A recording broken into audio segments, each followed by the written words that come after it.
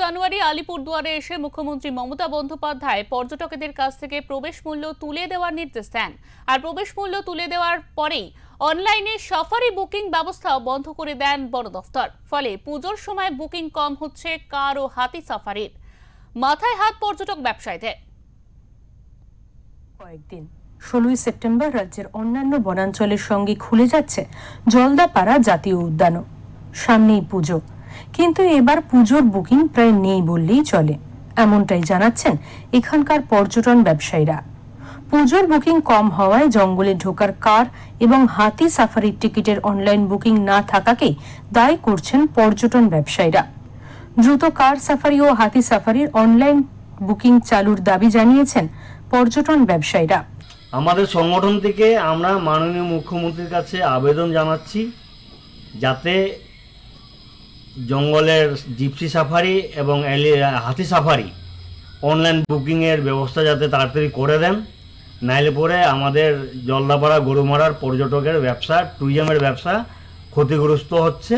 আগামী দিনে কিন্তু আমরা খুব বিপদের মুখে পড়তে চলেছি। তাই মাননীয় মুখ্যমন্ত্রীকে আমাদের অনুরোধ, অতি শীঘ্রই যাতে আমাদের অনলাইন বুকিংয়ের ব্যবস্থাটা উনি করে দেন। জলদাপাড়া জাতীয় উদ্যানে একমাত্র কার সাফারি ও হাতি সাফারির মাধ্যমেই জঙ্গলে ঢোকা যায়। অন্য কোনো উপায় এই বনাঞ্চলে ঢোকার ব্যবস্থা নেই। পর্যটকরা ডুয়ার্সে ঘোরার জন্য এসবের অনলাইন টিকিট বুক করে থাকেন।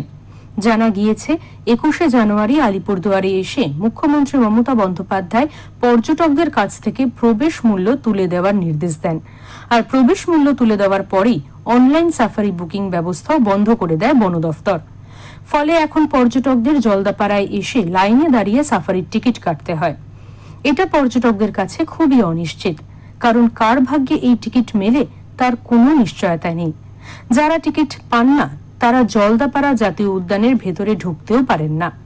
জলদাপাড়া জাতীয় উদ্যানের অপরূপ সৌন্দর্য, এক শৃঙ্গ গন্ডার, হাতি, বাইসন, ময়ূর কিছুই তারা দেখতে পান না।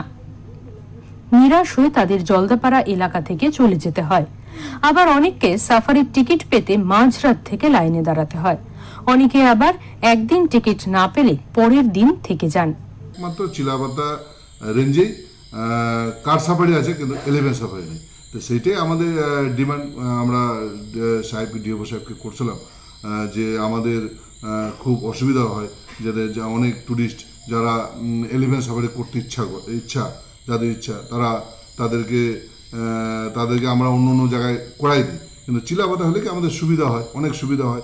আমরা ডিওপি সাহেবকে বললাম, স্যার আমাদের ওখানে সব জায়গায় তো সব রেঞ্জে তো 11 সাফারি হয়, তা আমাদের চিলাপাতায় যদি একটা 11 সাফারির ব্যবস্থা করে দিলে আমরা অন্তত চিলাপাতায় যারা লজ ওনার, যারা হোমস্টে ওনার, তারা উপকৃত হবে। এসব নানা ঝুঁকি ঝামেলার জন্য জলদাপাড়া থেকে মুখ ফেরাচ্ছেন পর্যটকেরা। ফলে আগের মতো হাতি ও কার সাফারিতে অনলাইন বুকিং চালু করার দাবি জানিয়েছেন পর্যটন ব্যবসায়ীরা। অনলাইন বুকিং চালু হয়ে গেলে পর্যটকরা জঙ্গলে প্রবেশের নিশ্চয়তা পেতে পারে।